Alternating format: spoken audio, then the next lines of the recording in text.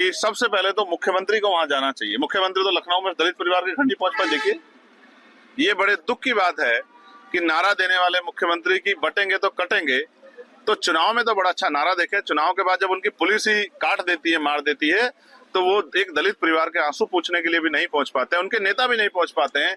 इससे हमारे लोगों को सावधान रहना चाहिए कि उत्तर प्रदेश की या भाजपा की या केंद्र की भाजपा की सरकार हम कमजोर लोग ऐसी नहीं है। हमें उनसे सावधान रहते हुए अपनी पार्टियों के साथ आगे बढ़ना चाहिए। बयान को लेकर क्या कहेंगे? लगातार उसको लेकर विरोध हो रहा है। बयान किनके बयान को? आप लोगों ने तो हाईलाइट कराया। वो तो चाहते थे कि वो तो कैमरे से वीडियो बनवा रहे थे कि हाईलाइट हो जाऊं।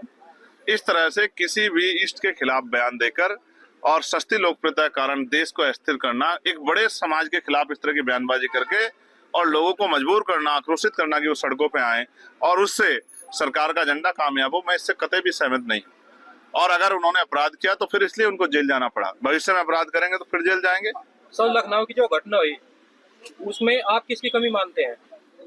मैं अपनी कमी मानता हूँ। मैं मुख्यमंत्री नहीं हूँ, इसलिए सब कुछ हो रहा है। मैं मुख्यमंत्री होता कुछ भी नहीं होता। किसी दलित की, किसी गरीब की जान नहीं ले पाता कोई, किसी बहन बेटी पे जुल्म नहीं कर पाता कोई नौजवान बेरोजगार नहीं घूम रहा होता, किसी भर्ती में घोटाला नहीं होता, और तमाम तरह से जो अन्याय आज हर वर्ग के व्यक्ति को झेलना पड़ रहा है, या सुरक्षा की भावना नहीं होती। लॉ एंड ऑर्डर इतना अच्छा होता कि रात को 12 बजे भी, जैसे हमारे एक नायक हुए हैं जो पेरियार, ईवी पेरियार रामानायकर स्वामी कहते थे कि रात को 12 बजे भी बेटियां जो है खुलेआम घूम पाती, ऐसा माहौल मिलता है उत्तर प्रदेश को।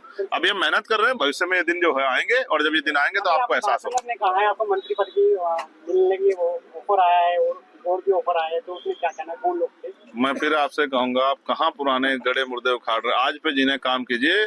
मंत्री पद तो आते जाते रहते हैं, बहुत सारे मंत्री आज चले गए, हम तो मिशन के सिपाही हैं। आपको पता है हरियाणा मेरी गाड़ी पे हमला हुआ था, उनका उद्देश्य क्या था? वो चाहते थे कि चंद्रशेखर आजाद को समाज ने गाड़ी दे रखी, इसको तोड़ दो तो ये पैदल हो जाएगा। उनको नहीं पता मेरा समाज वो है कि भाई एक नहीं 1000 गाड़ियों की अपील करूंगा तो कल तक 1000 गाड़ियां खड़ी होंगी। हमारा समाज जो गरीब समाज है, बहुत ज्यादा स्वाभिमानी समाज, उसने कभी जो है मेरे पैरों को कमजोर नहीं पड़ने दिया। और जब जब मुझे जिस चीज की जरूरत हुई उसने वो मुझे उपलब्ध करा के दी। मेरे चुनाव में एक एक पैसा जुटा के मुझे चुनाव जिताने का काम किया और अपनी मेहनत से चुनाव लड़ने का काम किया। हम स्वाभिमानी समाज में पैदा हुए हैं।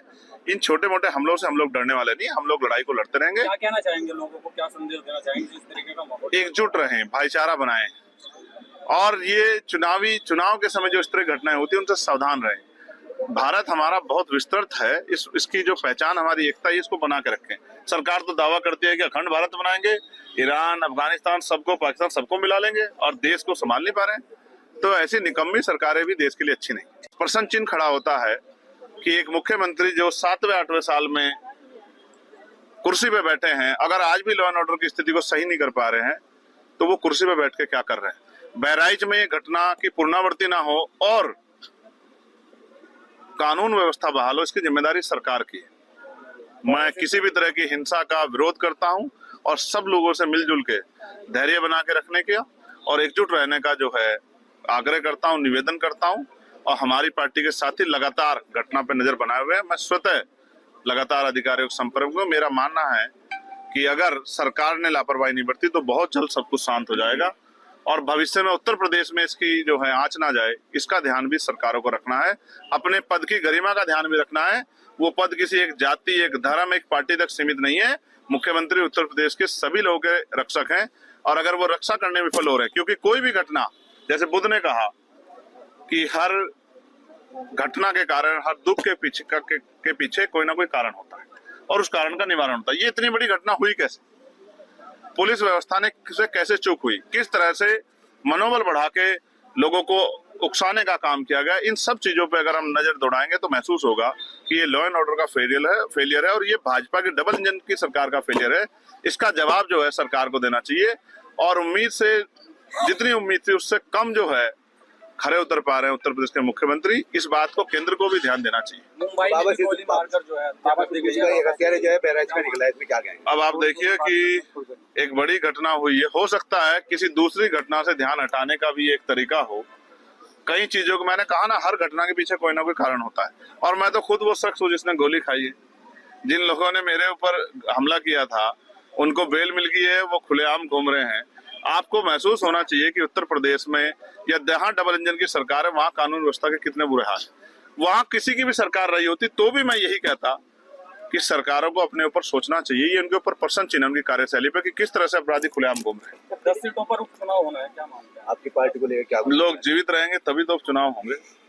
बहराइच में क्या आप जाइए पीड़ित जिस तरह का माहौल है, महाराष्ट्र में चुनाव है, हम सब लोगों को वहाँ जाना है, अपनी पार्टी का काम आगे बढ़ाना है।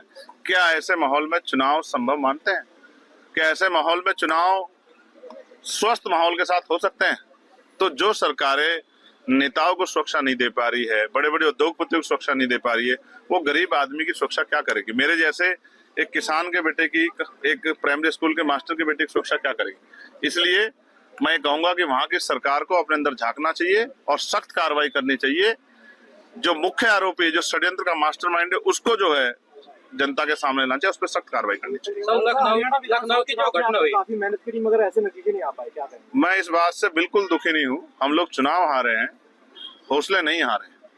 चुनाव होते इसलिए हैं कि हम उसमें प्रतिभाग करें। हमने अपनी बात को जनता तक पहुंचाया और हम अपनी बात को पहुंचाने में कहीं असफल रहे। हम ज्यादा मेहनत करेंगे भविष्य में और इसके लिए संगठनात्मक ढांचे को और मजबूत करेंगे और मजबूत करके कोशिश ये करेंगे कि चुनाव के परिणाम आजाद समाज पार्टी के फेवर में आए और इसके लिए हम लोग संघर्ष कर रहे हैं। क्या गोपाल साहब पीड़ित परिवार को बहराइच जाके मिलेंगे, उनसे क्या लगता है? मैं पूरी कोशिश करूंगा कि अगर माहौल थोड़ा जल्दी सुधर जाएगा, क्योंकि इस माहौल में वहां जाना और सिर्फ किसी राजनीतिक स्वार्थ के लिए जाना ये अच्छा नहीं।